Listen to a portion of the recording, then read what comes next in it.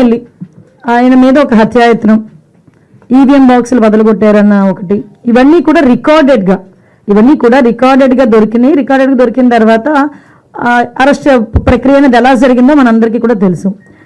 ఆయనని తీసుకెళ్ళి ఆయన పరామర్శించడానికి జగన్మోహన్ రెడ్డి అనే వ్యక్తి, ఒక మాజీ సీఎం, ఫస్ట్ తీసుకున్న ప్రోగ్రామ్ కూడా ఏంటంటే ఒక ఖైదీని వెళ్ళి కలవటానికైనా ప్రోగ్రామ్ తీసుకున్నారు. అది అతని ఇష్టం. అది కూడా ఏంటి, ఒక 25 లక్షల రూపాయలు ఖర్చు పెట్టుకొని అక్కడికి వెళ్ళి ఒక హెలికాప్టర్లో వెళ్ళారు. ఒక డబ్బున్నవాడు వెళ్ళాడు, తీసుకొని పెట్టుకున్నాడు. నేను ఇక్కడ ఏమంటానంటే, యాక్చువల్గా పిన్నెల్లి గారికి ఉన్న ములాఖాతులు టైం అయిపోయింది.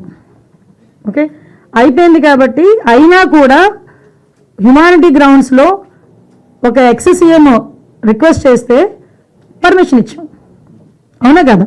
ఇంతకుముందు చంద్రబాబు నాయుడు గారిని అక్రమంగా జైల్లో పెట్టినప్పుడు కుటుంబ సభ్యులకి 3వ ములాఖాత్ ఇవ్వాలంటే ఇచ్చేవారు కాదు.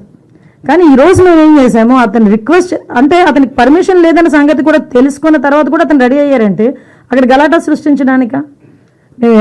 యాజ్ పర్ రూల్కి పైకి వచ్చి హ్యుమానిటీ బేసిస్ మీద ఇచ్చాం. అఫ్ కోర్స్ ఈరోజు మేము చాలామంది చెప్తున్నారు దండోపదండాలకు వెళ్తున్నారు, అలాగే వెళ్తున్నారు, ఇలాగ వెళ్తున్నారని.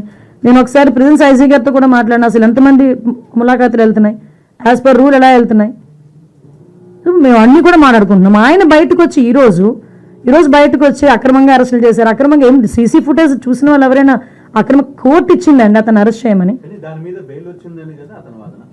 దేని మీద బెయిల్ వచ్చిందని ఇప్పుడు అదేనండి, పాత గవర్నమెంట్ పెట్టనివ్వలేదు, కొత్త గవర్నమెంట్ వచ్చినది పెట్టారు. ఎలక్షన్ కమిషన్ అన్నా అసలు భలే మాట్లాడతారండి సతీష్ గారు మీరు.